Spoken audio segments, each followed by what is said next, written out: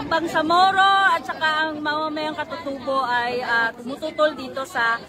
tsa-tsa na ginagawa ng Administrasyong Marcos. Dahil sa magdudulot ito ng kahirapan, malawakang pag-displace ng mga kababayan nating Moro at mga katutubo sa kanilang lupang ninuno, sapagkat nakasaad doon sa charter change ang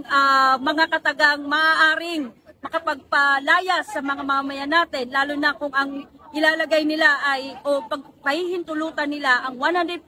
na ownership sa mga lupa, basic services sa ating bansa. At ibig sabihin yan, ang mga lupang ninuno ay nangangambang pag-arian ng mga dayuhan, pag-arian ng mga langyaw, at ito ay magbubugay ng malaking problema sa mga kababayan natin sapagkat mawawalan ng lupa ang mga kababayan, mapapalaya sila sa kanilang mga lupang ninuno at magdudulot ito ng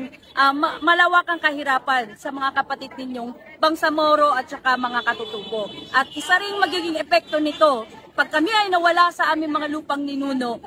hindi lang kabuhayan, kung hindi ang aming kultura, ang aming paniniwala, ang aming relihiyon ay maapektuhan. Ang aming lupa, ancestral domain, ay hindi lamang yan kabuhayan, kundi buhay, kultura na aming ipinaglalaban sa lupang ninuno na yan.